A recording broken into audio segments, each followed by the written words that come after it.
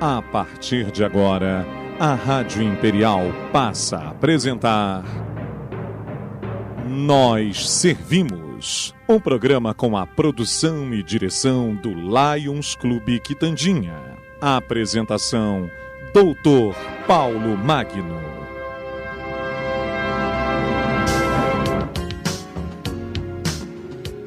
Bom dia, ouvintes da nossa Rádio Imperial. Aqui estamos mais uma vez com o nosso programa Nós Servimos, sob a chancela do Lions Clube Petrópolis Quitandinha. Hoje nós vamos bater um papo aqui.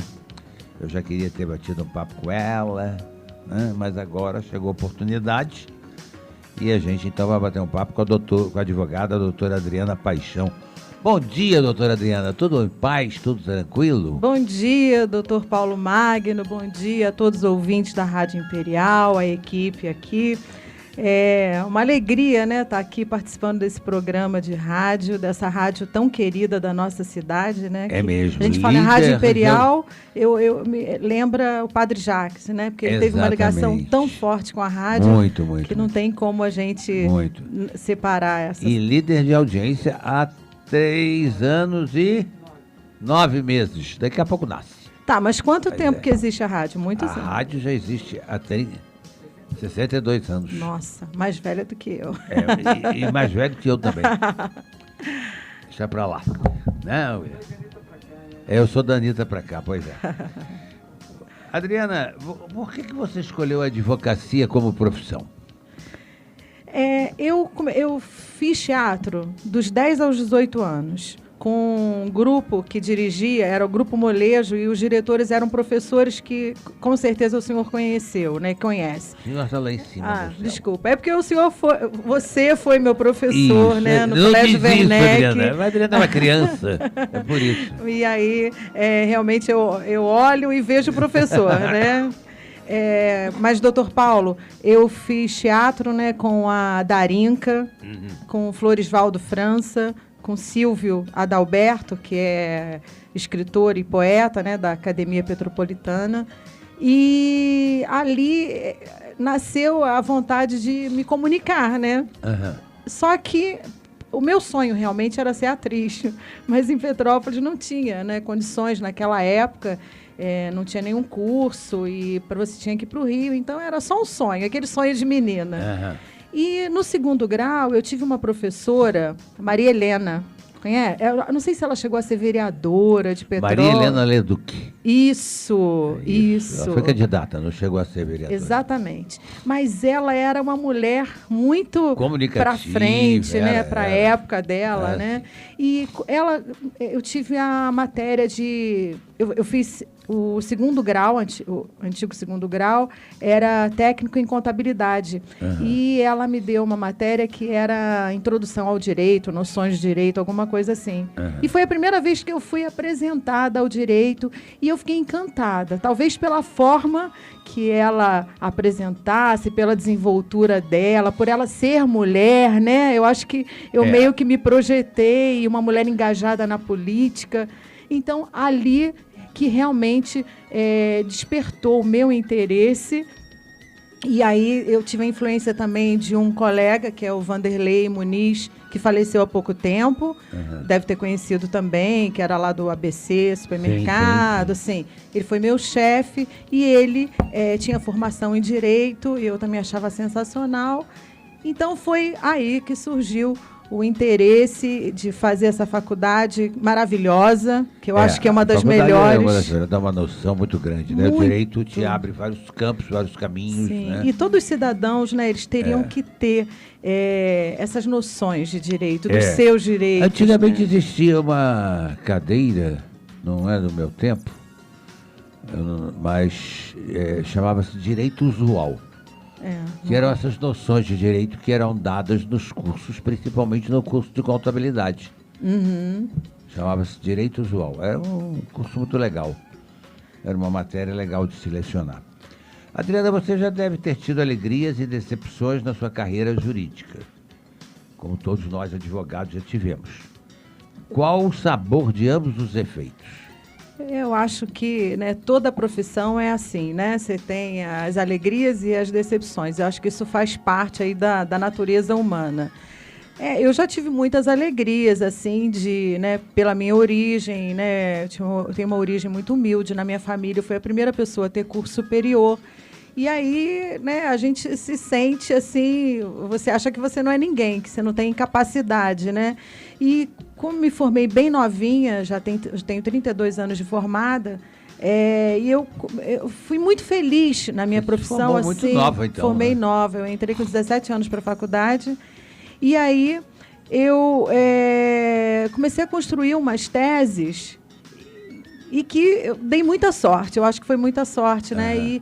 E que foram conhecidas, eu tive sorte de conseguir ser pioneira em algumas ações no Brasil, a primeira no Brasil, e com isso abrir vários precedentes. Para uma menina na época, né? Isso eu já tinha lá meus 24, 25 anos, foi uma vitória, assim, uma coisa que eu guardo assim, com muito carinho, né? E depois, obviamente, que com a experiência a gente consegue ir construindo essas teses, porque todo mundo fala, né, que o advogado ele é o primeiro juiz da causa. E é verdade. Não é? Então, quando o cliente chega, a gente analisa, a gente vê qual é a probabilidade. Porque além de advogado, nós temos que ter um pouco de psicologia para podermos analisar se o cliente está falando ou não a verdade. Muita psicologia, né? E principalmente você, que eu acho que atua na área de direito de família, não é? Também já atuei em família, civil. Então, então a alegria é essa, de ter sido pioneira em algumas causas aí que eu tive sucesso. E as decepções foi justamente o contrário, né? Quando eu atendi, como a primeira juíza da causa, analisei ali a situação, vi que meu cliente tinha um direito líquido e certo, com a probabilidade grande de êxito, e aí, no decorrer do processo, você, não em primeira instância, porque isso, né, graças a Deus não acontece aqui em Petrópolis, mas a nível de segunda instância, você perceber que houve alguma manobra e que o direito foi usurpado, né, do cliente. Isso é que é triste, né? Aí é que dá uma tristeza na gente. É uma grande decepção. Ô, Adriana, o que é a lei? O que é lei para você? Então, a lei, né, ela, a rigor, ela nem deveria existir, né? Porque eu acho que num mundo civilizado, onde as pessoas têm ciência do que é certo e do que é errado, não haveria... Não precisaria, né? Não precisaria, né? Bastaria que um respeitasse o outro, que um respeitasse o bem do próximo, respeitasse a vida do próximo, e para isso não precisava ter essa infinidade de leis que tem no Brasil, que lei, todos os dias são editadas novas leis. Pois né? Eu disse até, eu costumo brincar, dizer que a nossa Constituição precisava um artigo só. Cumpra-se a lei. Exatamente. Porque tem lei para tudo. Eu nunca vi um país onde tem lei para tudo, absolutamente tudo. Para tudo, né? E o direito de cada um termina onde começa o do outro, né? Com certeza, né? Então, as leis, né, o objetivo é realmente a paz social, né? O objetivo da lei é para criar essas regras de conduta da sociedade, objetivando a paz social. Exatamente. Exato. Isso é muito legal. Como que se caracteriza um crime, Adriana? Tá. Crime, né? Todo mundo sabe que é uma conduta proibida por lei, né? Então, o crime, ele se caracteriza quando um sujeito viola a lei, causa um dano a algum bem que é tutelado pelo nosso ordenamento jurídico, né? Seja a vida, seja o patrimônio, seja a honra ou tantos outros bens que são protegidos, né? Então, quando o indivíduo ele causa aquele dano, aquele bem que é protegido por lei e que a lei tem uma previsão de punição, ali está caracterizado o crime. O crime, né? Muito bem. Hoje você vê... Como que você vê hoje a mulher dentro da advocacia? Então, foi uma longa caminhada, né? Desde a primeira mulher lá, Mirtes Gomes Campos, em 1924, numa época em que a advocacia era uma profissão eminentemente masculina, né? Não, era inconcebível ver uma mulher advogada, como da mesma forma que nos causa até hoje assim, quando a gente vê um policial militar, que a gente acha que é uma profissão de homem, um motorista, né, mulher de um ônibus, de um caminhão. Então, também causava muito espanto e até vergonha. Causava vergonha, era motivo de vergonha para as famílias ter uma mulher advogada, porque a mulher ela estava ali restrita às funções do casamento, às funções do lar, né? Uhum. Então, com certeza, muito se evoluiu de 1924 para cá. Hoje, eu não sei dizer qual é a proporção de mulheres na advocacia, mas posso dizer que é bem grande. Se bobear, está meio a meio aí. Antigamente, o máximo que uma mulher chegava a ser profissional era professora. Isso. Era o máximo que era permitido. Não é? Elas faziam aquele curso de normal. Exatamente. E chega. E já era tudo, né? Depois era abordar para casar. Não sei se você assistiu aquela série da rainha Elizabeth, The Crown. É muito interessante, né? Porque eles não queriam que ela soubesse. Ela não tinha o direito de saber. O Churchill, né, que era lá o primeiro-ministro, não, mas você não precisa saber. Mas eu quero saber. E aí ela questionava a mãe dela, por que eu não aprendi? Por que só foram me ensinadas as prendas, né, do lar, né? Bordado, línguas, só aquelas coisas que eram bonitas, né, para as moças recatadas e do lar na época, né? Então está aí perdurando há alguns anos, né?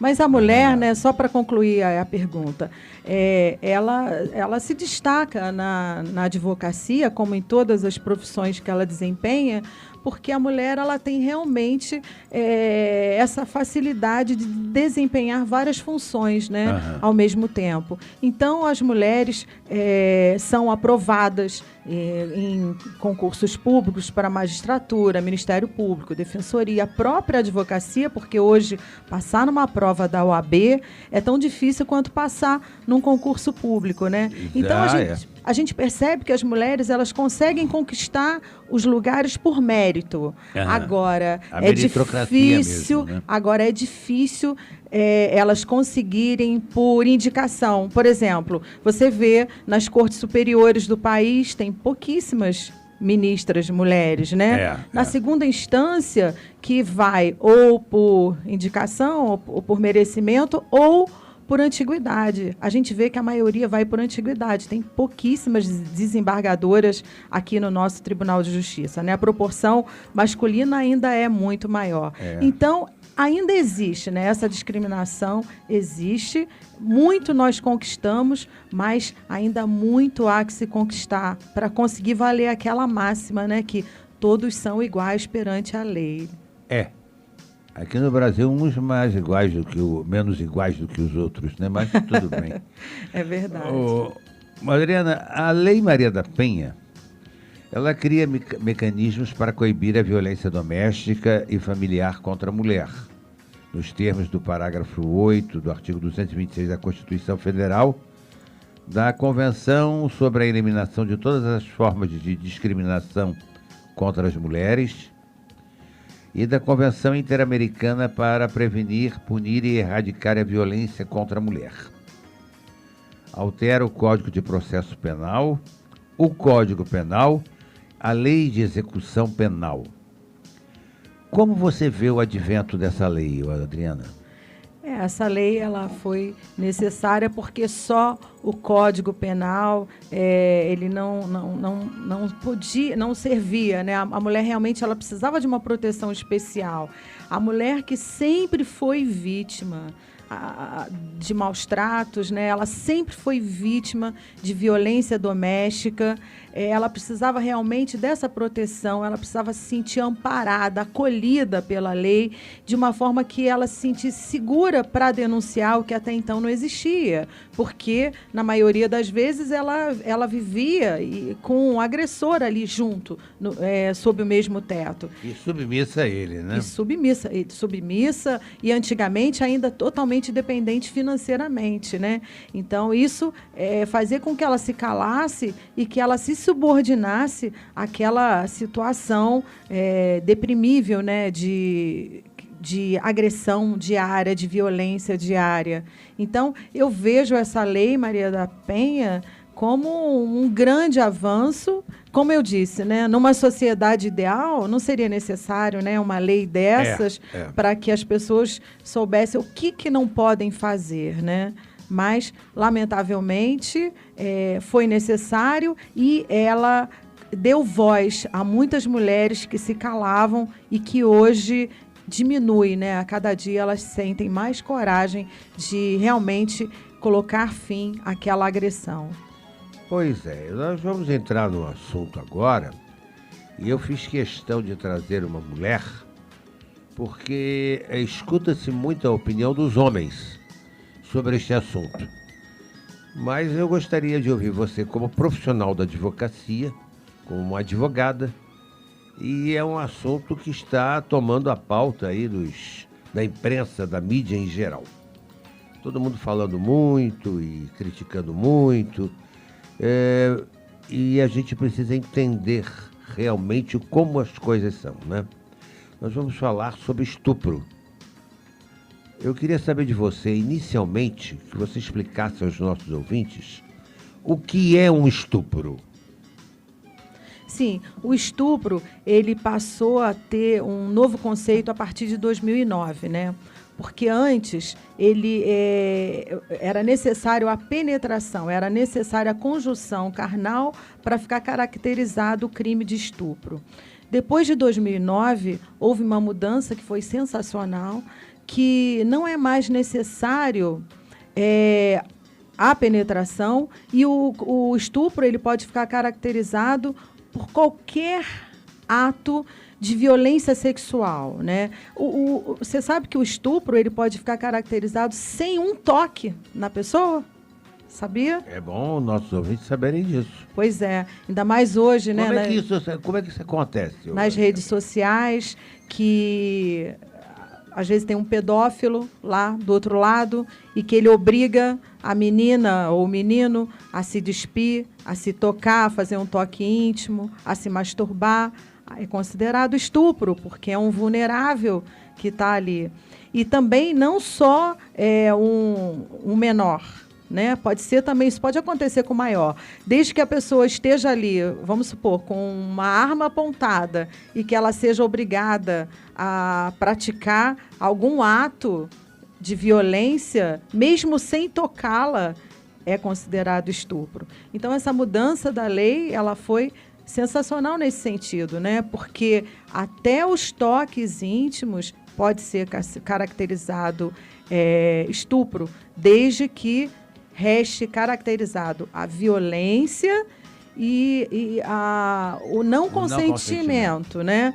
Porque essa violência, ela pode ser a violência real, né? Um ato realmente violento, ou uma violência presumida. Ela é presumida quando a vítima é menor de 14 anos, quando a vítima tem algum problema de alienação mental, quando a vítima não está em pleno gozo de suas faculdades mentais, que no caso dopada ou embriagada. Exatamente. Né? Perfeito. Adriana, quer dizer que o estupro tanto vale para do homem contra a mulher, quanto da mulher para o homem, certo? Vou além. E também pode ser de homem para homem e de mulher para mulher. Exatamente. Então, o agente, né, o autor e a vítima pode ser de qualquer gênero. Então, com certeza, pode sim. Pode sim, né? Ele se caracteriza de qualquer forma, desde que haja o que você falou, que haja uma violência, que haja o não consentimento àquele ato que está sendo praticado, não é isso? Perfeito, doutor Paulo, isso aí. O estupro é um crime de natureza comum. Se encaixa no tipo simples? Então, ele é de natureza comum justamente porque ele pode ser praticado por qualquer pessoa, né? Ele não pede uma necessidade especial do autor. Qualquer pessoa pode ser autor. E ele é o tipo simples, né, pelo que eu entendi da sua pergunta, que na capitulação dele ele tem aquele tipo simples, mas ele também tem as situações qualificadoras, né? Sim. Que quando é menor de idade é qualificadora, quando é mediante tortura, tem todas aquelas condições que vão aumentando a pena. Que vão agravando o crime cometido. Exatamente, isso aí. Uhum. No caso dessa menina Mariana Ferrer, parafraseando as palavras da promotoria, o empresário inocentado não tinha condições de saber se ela não tinha condições de consentir o ato sexual. A pergunta óbvia que surge é que se ele não tinha como saber se ela estava consentindo ou não, por que diabos ele fez isso mesmo assim? Pois é, doutor Paulo e ouvintes da Rádio Imperial, né? O crime de estupro, ele tem essa característica que, na maioria das vezes, ele é cometido entre 4 paredes, sem testemunhas, né? Então, nós não sabemos ao certo qual era o estado dessa moça, né? O que nós vimos foram as imagens, o vídeo, né, que aparece muito ela subindo aquelas escadas, de mãos dadas com ele. Por aquele vídeo, dá uma impressão que ela está embriagada, mas a gente não pode assim afirmar com certeza de que ela estava embriagada a ponto de não poder consentir. Só mesmo a prova técnica que será capaz de dizer, né? Parece que eu não consegui ver a sentença na íntegra, mas parece que pelos exames que foram feitos... Os exames toxicológicos, né? Parece que foram negativos, né? Que não apareceu a presença de nenhuma substância tóxica. E aí foi com base nisso até que foi proferida a sentença. Mas só para completar a sua pergunta... Mas vamos supor que realmente ela estivesse embriagada, porque a mãe dela afirma que ela chegou embriagada em casa. E parece que o Uber também disse que ela estava embriagada. Ela alega que foi aquele Boa Noite Cinderela e que a pessoa fica como um robô, que você olha, não dá nem a impressão que a pessoa... Ela não troca pernas igual um bêbado, né? Sim. Mas, segundo ela, as palavras dela, a pessoa fica como um robô e faz tudo que a outra pessoa determina, né? Eu nunca tive, graças a Deus, nenhum caso desse, nunca vi, nunca presenciei, não sei dizer. Mas se ele percebeu que ela estava embriagada, que ela não estava no gozo das suas faculdades plenas, o certo era ele não fazer sexo, né? Eu, por exemplo, eu tenho 2 filhos rapazes e eu já instruí meus filhos. Falei, se um dia vocês saírem com uma menina e ela estiver embriagada... não façam sexo. Exatamente. Porque amanhã ela vai numa delegacia e vai dizer que foi um estupro, porque ela não consentiu. Exato. Então, né, até no caso de amnésia alcoólica e tudo. Então, é um perigo. Então, é importante para os ouvintes, para orientarem os jovens, principalmente os jovens, né, que quando estiver numa situação dessa e perceber que a moça ou o rapaz, porque já que o sujeito passivo pode ser homem ou mulher, que não estiver em condições realmente de consentir, o ideal é que se evite fazer para não chegar a essa situação. E eu acredito que esse rapaz, doutor Paulo, por que ele fez, né, como o senhor falou, por que diabos ele fez isso? Talvez por essa cultura machista que a gente tem, porque a gente sabe que a maioria não quer se expor. Com certeza, esse caso da Mariana já aconteceram milhares e acontece e acontecerão. Exatamente. Só que as pessoas não querem se expor, as pessoas não querem passar por uma situação humilhante igual essa moça passou. A mãe, no depoimento, eu ouvi parte do depoimento da mãe, disse que o constrangimento continuou depois, porque elas foram no IML, era homem, elas foram na delegacia, foram atendidas por homens, e aí tem que relatar toda aquela situação que já é constrangedora por si, diante de um homem, né? Então, você realmente não tem uma polícia ali feminina preparada para atender essas vítimas. Isso que se lastima muito, né? Nós lastimamos muito que a Delegacia da Mulher ainda não funcione plenamente em todo o nosso território nacional. Deveria, nesse caso, ter uma delegada, investigadoras, pessoas do sexo feminino para justamente também não constranger tanto a pessoa que foi violentada. Agora, às vezes a pessoa até pode consentir no sexo. Mas chega lá e o sexo se torna uma violência, se torna uma coisa impensada, né? Quer dizer, não é só o problema do ato sexual. Ela queria. Sim, você pode até querer. Agora, a violência, às vezes, com que o ato é praticado, também caracteriza um estupro de forma violenta, não é isso, doutora Adriana? Então, a lei, ela respeita a liberdade sexual de cada um. Exatamente. Cada um, as práticas que cada casal quiser fazer, lógico, tem aquele sadomasoquismo, exato, desde que haja o consentimento de ambas as partes, não é, apesar de ser um violento, mas não é caracterizado estupro porque tem o consentimento. Então, vamos supor que numa situação dessas, mas que a pessoa ultrapassa os limites, e aí o outro fala, para... E se ele prosseguir, aí é estupro. A partir do momento que ele não quer mais, a partir do momento que numa relação vai crescendo e que vira, né, para essa questão da violência, e o outro fala, para, inclusive, um fato aqui que eu não posso deixar de falar, que o estupro pode acontecer entre marido e mulher. Sim, né? sim, lógico que pode. Porque as mulheres, nessa cultura que nós sempre fomos criadas, elas acham, até nos dias de hoje, que elas têm que se submeter a tudo que o marido quiser. Exatamente. Não é? E elas que não podem se negar. Então, é importante que elas saibam que elas têm o direito de falar não, elas têm o direito de não aceitar que o marido faça determinadas coisas e ele... Tem o direito até de dizer, hoje eu não quero. Com certeza.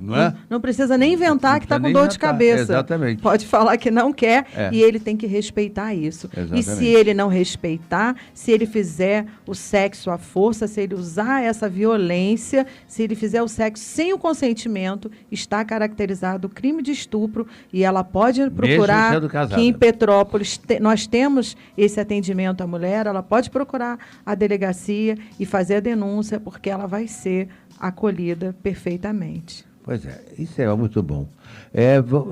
Aliás, espera aí, é muito bom termos a delegacia, tá, gente? Não é o ato que nós estamos comentando, não, pelo amor de Deus, não vamos entender mal. É muito bom que todos saibam, né, dos seus direitos. Exatamente. Ô, William, vamos para o nosso intervalo comercial, faturar aí, que a gente já volta já.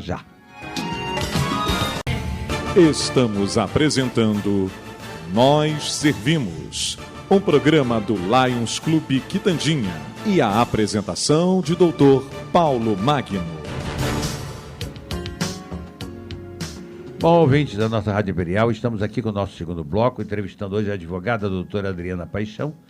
Nós estamos batendo um papo aqui sobre estupro, que é a onda, né? Como se diz aí, é o assunto das mídias, é o assunto da imprensa, não se fala noutra coisa a não ser no estupro agora. Até que deixaram o PR lá um pouco de lado, né, descansando, porque... Não, William? E agora só se fala no estupro. Adriana, você não acha que é muito triste ver que, a despeito de todas as lutas feministas ao longo das últimas décadas, mulheres ainda são frequentemente vistas como objetos ou seres inferiores dos quais os homens podem usufruir conforme quiser? É lamentável, né? E por isso que realmente as mulheres elas têm que se empoderar, né? Elas têm que realmente não podem abaixar a cabeça para essa situação. Esse negócio de mulher objeto já acabou, né? Há muito tempo, né? Já foi o tempo que elas chamavam o marido de senhor, lavava os pés, fazia escalda-pés, né, para lavar os pés dele e tal. Isso já passou há muito tempo e realmente é importante essa consciência das mulheres de não aceitarem isso, né? Porque se você fala não, você dá um basta, você faz igual essa Mariana Ferri, que mesmo com toda essa exposição, teve a coragem, ela e a mãe dela tiveram a coragem de ir lá na delegacia, registrar, justamente para combater, né, esse tipo de violência que acontece direto, né? Estupro, eu vi que acontece 1 a cada 8 minutos no Brasil. Nesse momento cada 8 minutos? Veja só. Quer dizer, nesse momento que a gente está aqui conversando, alguma vítima, né? Alguma criança, algum adolescente, alguma mulher talvez casada, algum homem, alguma vítima, alguém está sendo vítima de estupro. Que absurdo, né? A culpabilização da vítima é uma atitude covarde de abusadores e cúmplices de abusadores, não é? Com certeza, né? Você querer julgar uma pessoa pela roupa que ela veste, né? Pelo comprimento da saia, pelas poses que ela faz, pelas fotos que ela posta nas redes sociais, né? Hoje, com essa questão das redes sociais, isso está muito em evidência. Você vai dizer, ela me provocou, não é bem assim, não, né? Não é bem assim, né? A mulher pode estar nua, ela pode chegar nua na frente de alguém e isso não autoriza que alguém vá praticar com ela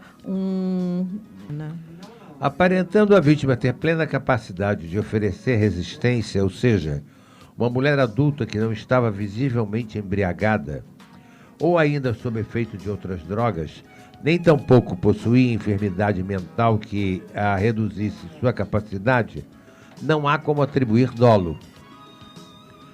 Se não há dolo, não há crime de estupro de vulnerável. Nesse caso não tem crime, doutora? É porque o dolo, né, é a intenção, né? É quando você vê que realmente aquela pessoa não está em condições de consentir o sexo e você vai ali de forma pensada e dá continuidade aos seus objetivos. Doutora Adriana, né? Mas é difícil, é muito difícil um homem ou uma mulher numa relação, ou duas pessoas numa relação, as duas fazerem contra a vontade, né? Alguém tem que estar com vontade, né? Com certeza, né? Sem vontade é estupro. Né? Sem vontade, sem consentimento. De uma das partes, não precisa ser de ambas, né? Eu não digo nem sem vontade, mas a partir, porque muitas mulheres até fingem, né? Exatamente. Agora, se a mulher não consente, é estupro, né? Sem sombra de dúvida. Porque o dolo significa justamente a intenção de fazer alguma coisa, né? Está com aquela intenção de fazer. Um crime doloso, as pessoas precisam entender que um crime doloso é aquele que a gente tem intenção de praticar aquilo que foi feito. A culpa acontece quando não há intenção e se faz mesmo assim. Isso é, entendeu-se que não houve dolo e sem dolo não há crime de estupro? Eu acho que o dolo é necessário, né, para caracterizar o crime de estupro. Nesse caso não houve dolo? Será que não houve dolo? Tudo leva a crer que sim, né? Porque eles estavam lá numa boate, lá numa festa, regada a bebidas e talvez outras coisas, outras drogas, a gente não sabe, e já estava em todo aquele clima, né? Ele, provavelmente, se ela estava embriagada, ao conduzi-la ali pela escada, ele percebeu. Você percebe claramente se a pessoa está ou não em condições de discernir, de consentir. Então, se ele percebeu, ele teve o dolo e ele foi até o fim e, com isso, consumou-se o crime de estupro. Pois é isso que eu digo. É diferentemente daquele caso do Ronaldinho com aquela menina, que foi uma prova plantada por ela, uma menina... No Ronaldinho, não, daquele outro, Neymar. A do Neymar, desculpa. Porque também é tudo a mesma coisa. Robinho, né? Tem o Robinho também. Pois é, também. Agora, o caso do Neymar, aquela menina plantou aquilo foi um escândalo, né? Ali, realmente, ela era a culpada do fato, né? Se não tivesse sido gravado, ia ser difícil dele provar, Exatamente. A gente não está aqui para acusar só os homens, para dizer que os homens são só culpados, não. Também temos do outro lado também mão dupla, vai e volta. A maneira com que o advogado se portou desqualificando a vítima de uma maneira nada usual na advocacia se justifica para a defesa do seu cliente, doutora? Não é, como eu já disse, para mim é uma falha técnica processual, né? Porque o bom advogado, o advogado técnico, ele trabalha para descaracterizar ali o crime. Então ele vai em cima do tipo e o que o tipo exige é a violência, é o consentimento, então ele vai trabalhar ali. Ele não precisa usar esses argumentos, esses subterfúgios para humilhar a vítima, para expor a vítima. É um desrespeito, um grande desrespeito. Eu acho que seria até um crime, né? Se for bem analisado, seria até um crime o que esse advogado fez com essa jovem, né? Não havia necessidade dele querer manipular essas fotos, né, que ela aparece lá, ele fala em posição ginecológica, porque ela tira fotos. Como meninas não têm modos assim para sentar, senta às vezes de pernas abertas e tal, e ele querendo usar isso para desqualificar. Para mim, é uma triste é uma falta de ética profissional, exatamente, não é, doutora Adriana? Exatamente, uma falta de ética e demonstra, para mim, um despreparo para atuar na área criminal. Não só um despreparo, demonstra também uma falta de sensibilidade, de respeito, de uma série de questões que ali foram totalmente abandonadas, relegadas a segundo plano, né? Pois é, né? Porque o advogado, né? É o que o senhor falou aqui no início, né? O direito de um, ele termina quando começa do outro, né? Então, mesmo o advogado, na defesa do seu cliente, nem tudo é lícito. Exato, é o que eu digo. Eu já tive clientes que eu cheguei para o cliente e disse: olha, meu querido, você me desculpe muito, mas você não tem o direito a isso. Ah, mas o doutor fulano falou, então procura o doutor fulano e faça com ele, eu não faço. Pois é, porque você vê que a pessoa não tem o direito e você vai enganar a pessoa, vai iludir a pessoa, né? Eu acho isso um tanto ou quanto falta de caráter, falta de ética profissional total. A gente não utiliza a advocacia como uma arma só para ganhar dinheiro. Não, e tem até uma frase, né, que eu gosto muito, que fala assim, né? Eu até escrevi porque às vezes eu erro na hora de falar. Deixa eu ver. Aquela que você luta pelo direito. Não estou achando aqui. Que você. Teu dever é lutar pelo direito. Mas se um dia encontrares o direito em conflito com a justiça, luta pela justiça, né? É isso mesmo, verdade, doutora. Agora você falou tudo, Adriana, verdade.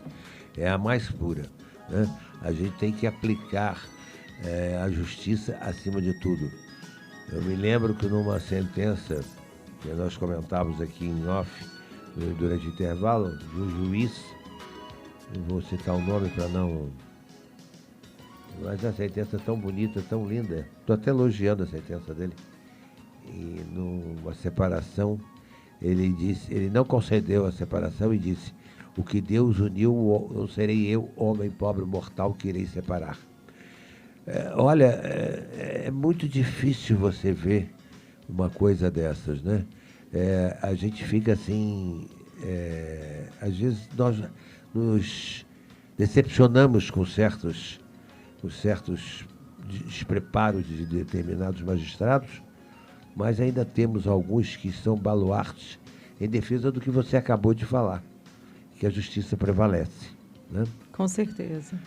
Adriana, a conduta do juiz, já falando em juiz, do juiz de Santa Catarina, ela vai ser investigada. Na sua opinião, o magistrado permitiu que o advogado fizesse esses ataques à vítima sem interferir? O juiz, nesse caso, tem essa prerrogativa de interferir? Com certeza, né? Ele está presidindo ali a audiência, né? O senhor vê que nós, como advogados, quando às vezes nós nos excedemos, quantas vezes que eles nos chamam a atenção, sim, não é? Doutor, você está exagerando, doutor, protesto. Não é pertinente. Não é? Exatamente. E até o defensor dela, eu não consigo entender como que o defensor público ficou calado. Permitiu, né? E o Ministério Público, exatamente, porque o Ministério Público estava ali como assistente. E o Ministério Público é defensor da lei. Exatamente, né? Ele é o fiscal da lei, né? Ele tem o custos legis. Exatamente. Então, ali eu acho que houve uma omissão de vários personagens, né? Mas cabia ao juiz, prioritariamente ao juiz conduzir melhor, que estava presidindo a audiência, colocar ordem ali. Exato. E não permitir de forma alguma que fosse falado aqueles impropérios ali para a menina, né? Exato. Adriana, infelizmente nós estamos chegando ao final do nosso programa, porque agora tem que parar 5 minutos antes por causa do horário do infeliz, do horário eleitoral gratuito. Pois é. Então eu quero te fazer a última pergunta. Existe estupro culposo? Ou isso é um neologismo de homens no poder que se arvoram em inaugurar palavras e interpretações jurídicas para proteger outros iguais a si mesmos? Com certeza não existe estupro culposo, né? Que seria assim, o estupro sem querer, né? Você foi sem querer, não é? Diferente, até os sábios, foi sem querer, querendo. Diferente de um acidente de trânsito, né? Culposo, que às vezes você não tem a intenção e você acaba colidindo e causando dano. O estupro culposo realmente é um neologismo. Não existe isso em lei e nem na sentença que foi, lamentavelmente, absolvendo o réu, mas que a gente sabe que vai ser passível de recurso e vamos acompanhar aí, né, os próximos capítulos dessa história da Mariana Ferrer. Exatamente. Que novos capítulos deverão ocorrer. Doutora Adriana Paixão, eu gostaria de agradecer muito a sua presença aqui no nosso programa, que só brilhantou, só nos enalteceu e deve ter levado aos nossos ouvintes uma explicação mais pormenorizada sobre esse assunto que vem ocupando aí as principais manchetes da mídia. Muito obrigado. Suas palavras de despedida. Dr. Paulo Magno, aqui é o William, e todos aqui da Rádio Imperial, todos os ouvintes, muito obrigada pelo convite, obrigada pela audiência. Eu espero, de alguma forma, ter contribuído um pouquinho aí para elucidar, né, para orientar os ouvintes, para que nós possamos ser multiplicadores de informação, né? É importante que essas informações sejam repassadas, né, para os filhos, sobrinhos e amigos, familiares, para que cada dia a gente possa viver numa sociedade mais justa, né, para que as pessoas possam realmente exercer a cidadania. E isso necessita que todos saibam seus direitos, né? E respeitar as outras. Exatamente. Doutor Paulo Magno, muito obrigada. Adorei participar. Prazer aqui. Foi uma felicidade muito grande. Muito obrigada. Ótimo fim de semana para todos. Para você também. Eu quero agradecer aí ao William na mesa de som, ao Lucas lá na técnica, na gravação. Grava direito, hein, Lucas? Obrigada, Lucas. Eu não vi o Lucas. Marilene Dorinda, Hector... a Eunice, que está lá em São Paulo, reclamou aqui. O programa saiu do ar? Não, foi pico de luz aqui, porque aqui é assim, sabe, Eunice? Parece que você não conhece a cidade, né, Eunice? Tu viveu tantos anos aqui, né? Sabe como é que é, né? Aqui a gente tem luz, daqui a 2 minutos não tem. É uma desgraça isso aqui. Hein? Tá igual lá no Amapá, exatamente. Foi pico de luz que teve aqui. Mas já voltamos, já estamos aí, tudo em paz, tudo tranquilo. Obrigado, um beijão para você, Eunice. Obrigado aí a Olívia Wendlen, ao Zé Roberto, ao José Rossato lá em São Paulo, que está nos ouvindo. Jabuticabal, lá no interior de São Paulo. Obrigado aí, um abraço aí ao Humberto Fadini e a Luci, que estão em Campinas também nos ouvindo. Um abraço a todos, enfim, a todos os nossos amigos e ouvintes. Zé Roberto, já falei Zé Roberto? Não, então está falado Zé Roberto, Marcos Carneiro, a Olívia Vend, a Elizabeth Grabner, enfim, a todos os nossos amigos. Um grande abraço, um bom final de semana, tomara que não chova, que faça um solzinho pra gente, porque está muito frio. E o Lucas já que diz que cai água do céu, não sei se vai cair água do céu hoje, vai? Não sabemos, né? Então tá bom.